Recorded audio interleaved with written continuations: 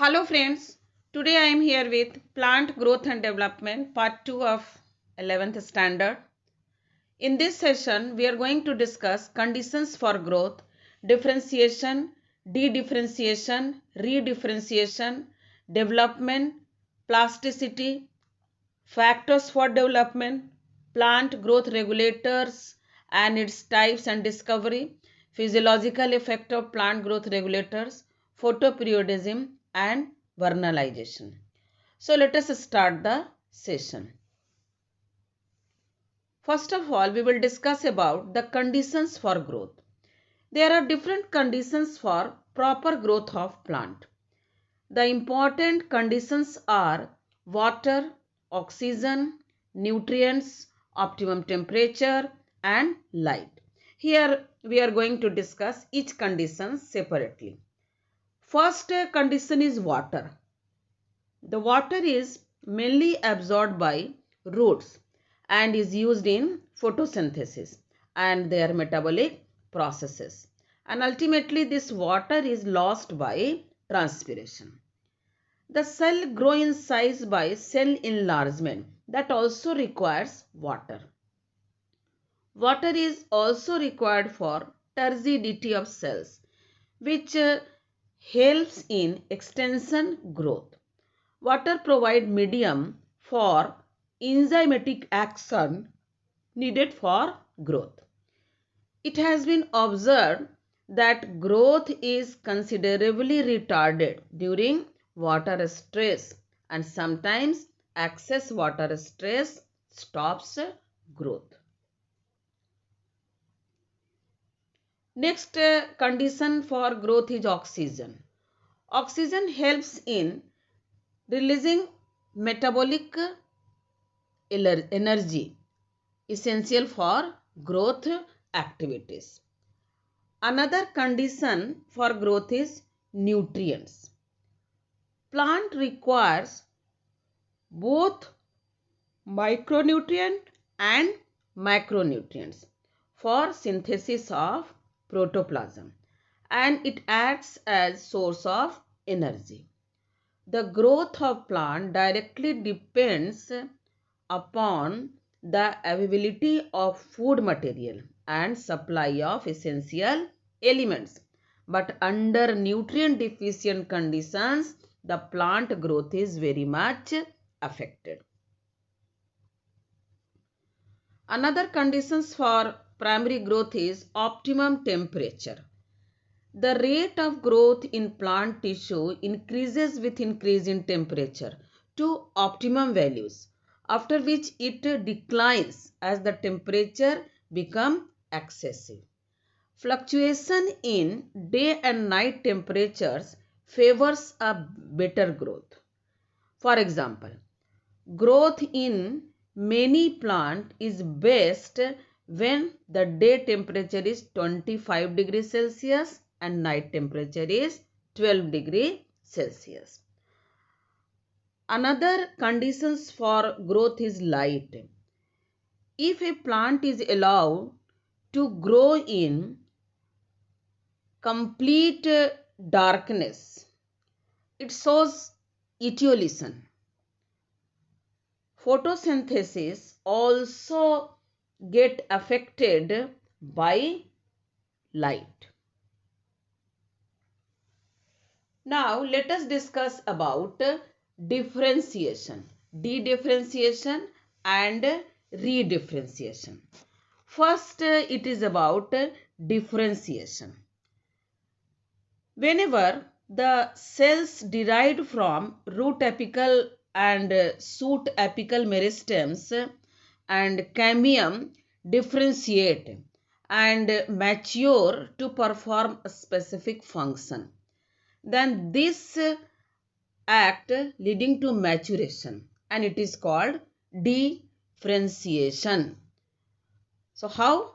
So whenever the cell divide and they mature, so they get differentiated and this is called as differentiation. For example, formation of tertiary elements lost their protoplasm. They also develop a strong elastic lignocellulosic secondary cell wall to carry water to long distances, even under extreme tension. In short, we can say that morphological change and meristematic daughter cell to become a permanent cell is called differentiation. Now it is about dedifferentiation. When living cell differentiated, differentiated cell that lost the capacity to divide can regain the capacity of division under certain conditions, then it is called dedifferentiation.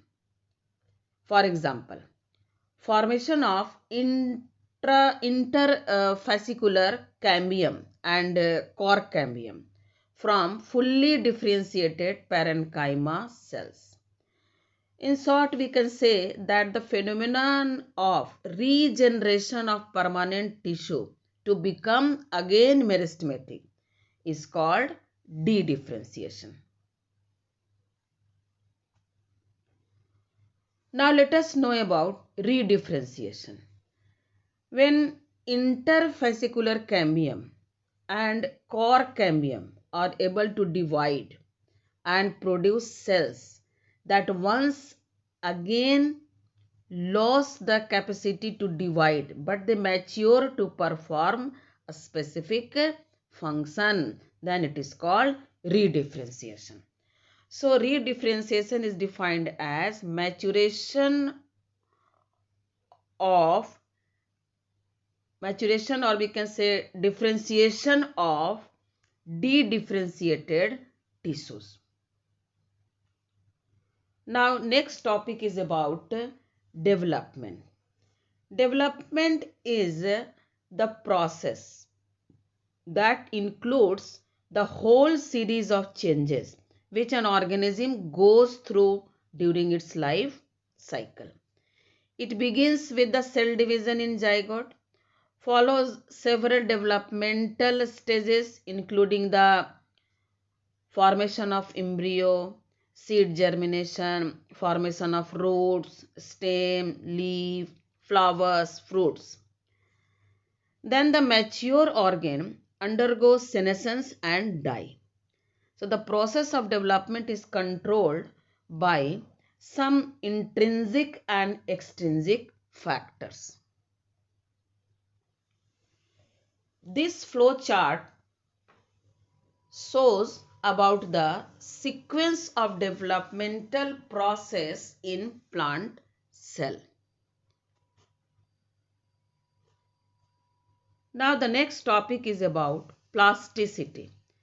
The morphology of plant organs follow different pathway in response to environment or phases of life to form different kind of structures. This ability is called plasticity. For example, heterophyly in cotton, coriander and larkspur. These plants exhibit morphology of leaves well adapted to their environment. This figure shows heterophyly in larkspur and buttercup. Here you can observe that the leaves of juvenile plants are quite different in shape from those in mature plants in larkspur, whereas leaves of buttercup shows their heterophyllous leaves development due to different environment.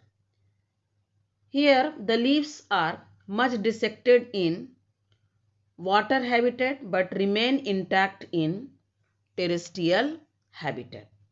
So this phenomenon of heterophyly is an example of plasticity. Now let us discuss about what are the factors for development.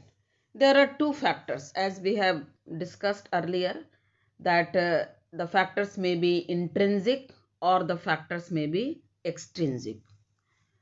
Intrinsic factors include intracellular, that is genetic, or intracellular factors, that is chemicals such as plant growth regulators.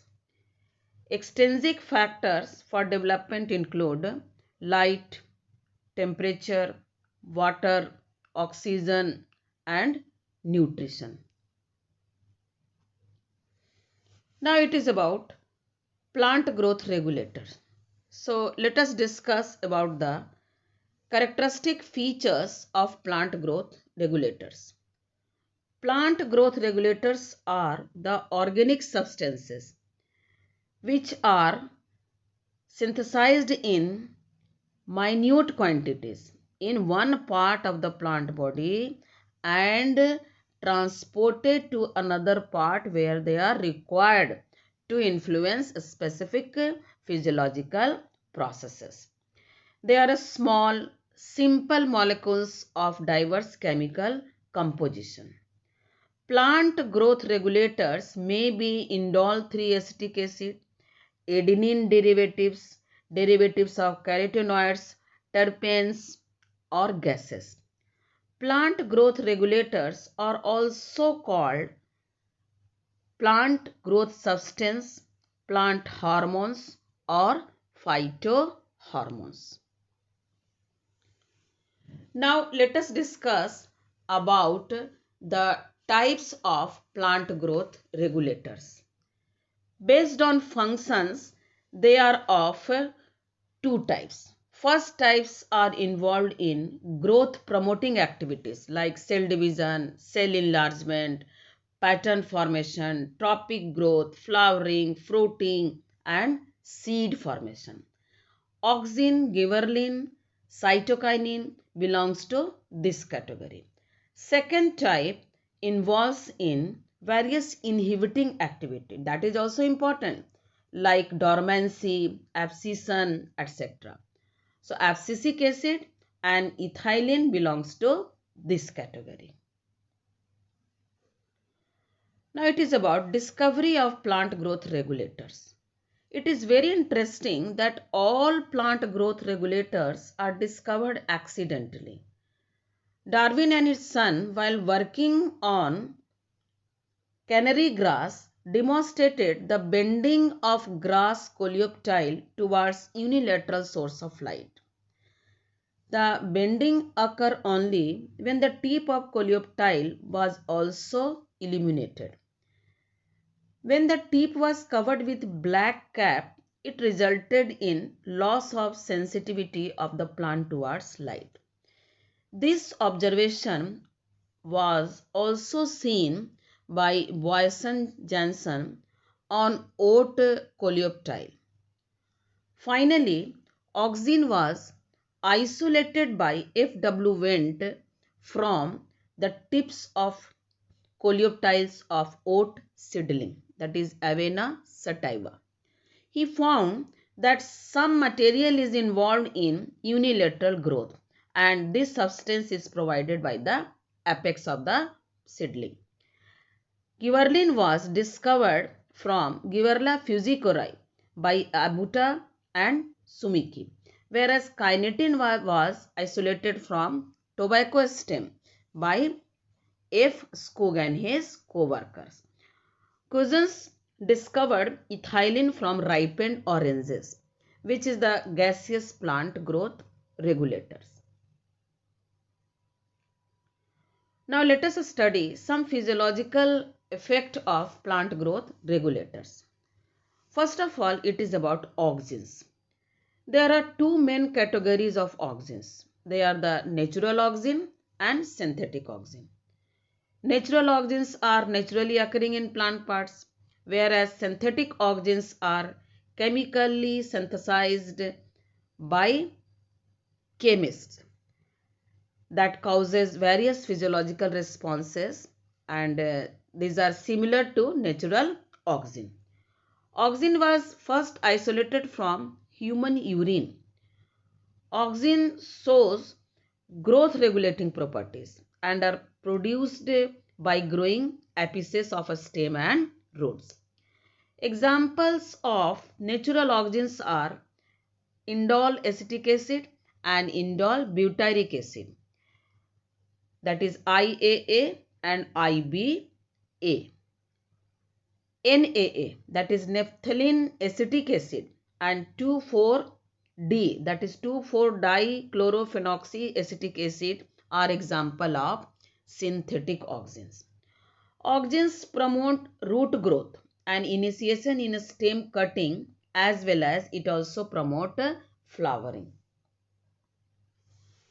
Auxin helps to prevent fruit and leaf fall at early stages, but promote falling of older mature leaves and fruits. In tomato, it induces parthenocarpy. 2,4-D, that is 2,4-dichlorophenoxyacetic acid, is used to kill dicotyledonous weeds. It also helps in controlling xylem differentiation and helps in cell division. Besides this, it is a common observation in vascular plant that growing apical buds inhibits the growth of lateral buds. So this is called apical dominance, and this is due to the fact that auxin is synthesized in the apical meristem and it is translocated downwards and inhibit the growth of lateral buds. But when we remove the shoot tips, it results in the growth of lateral buds and is widely distributed in tea plantation for haze making. In the given figure, it is demonstrated here that the tip of coleoptile is the source of auxin. Arrow here indicates direction of light.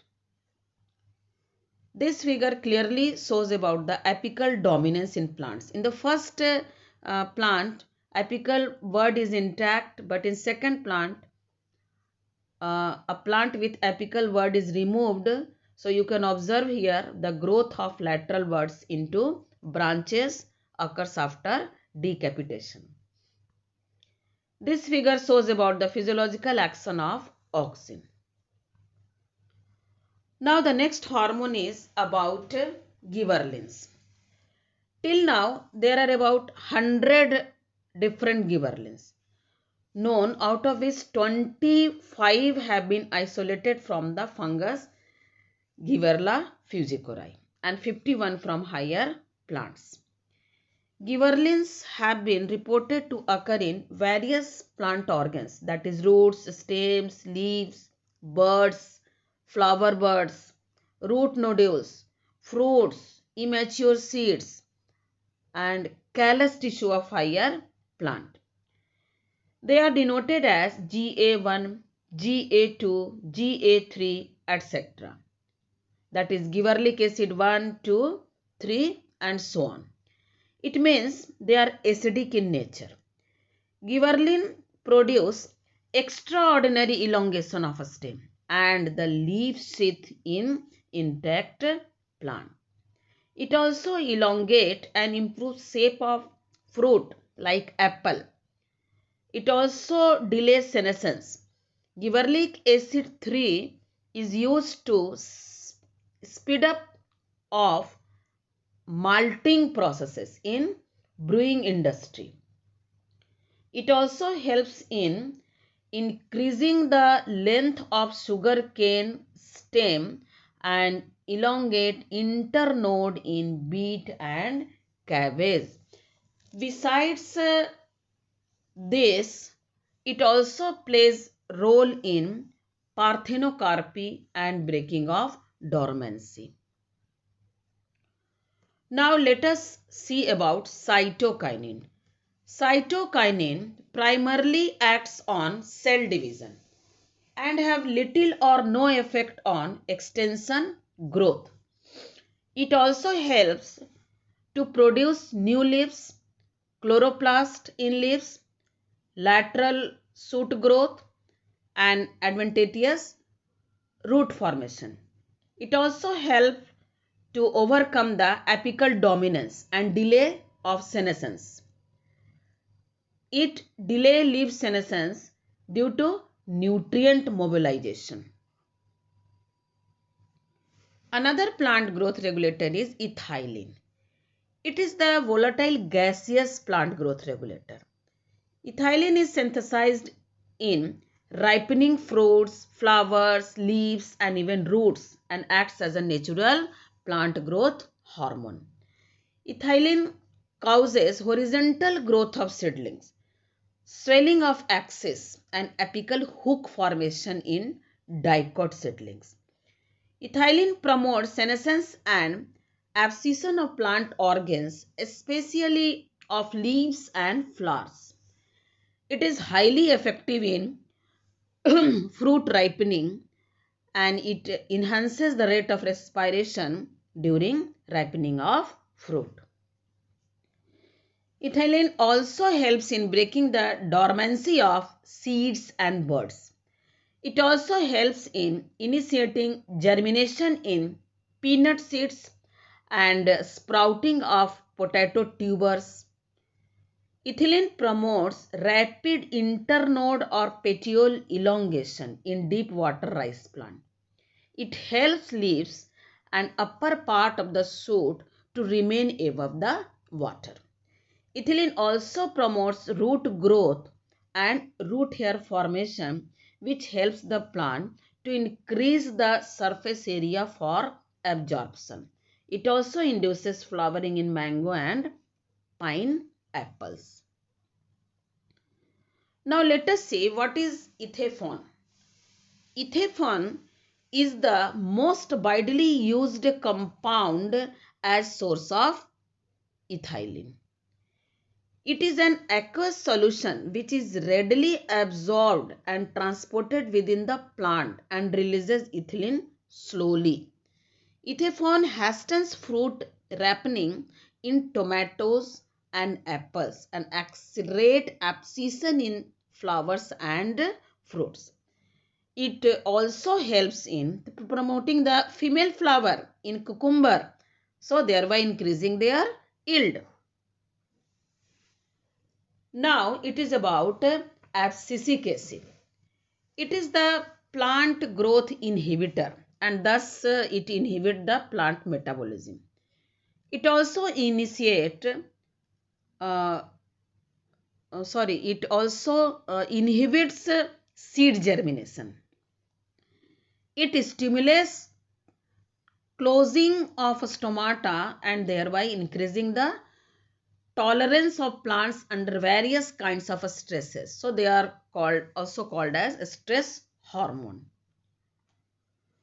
Now let us discuss about another topic, that is photoperiodism.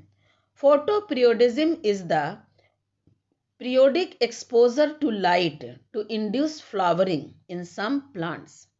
That is response of plants to periods of day and night is termed as photoperiodism. So on this basis, plants may be categorized into long day plant, short day plant, or day neutral plant. We will discuss here one by one. First, it is about long day plant. A long day plant is one that flowers on photoperiods longer than critical day length. Long days of summer provide the long day plants perfect photoperiod to permit flowering. This plant require a relatively small dark period. In short day plants, plant flower under photoperiod of less than critical day length. Now it is about day neutral plant. These plants do not require specific photoperiods to flower. In this case, there is no correlation between exposure to the light duration and induction of flowering responses. This is the pictorial explanation about long day, short day and day neutral plants. Now the last topic of today's session is vernalization.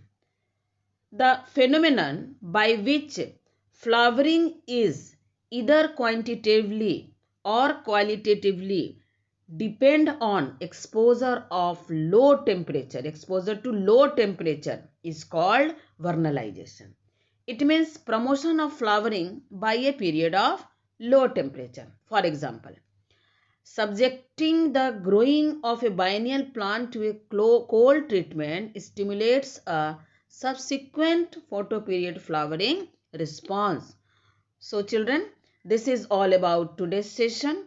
Thank you. For any kind of doubts, please write your question in comment section.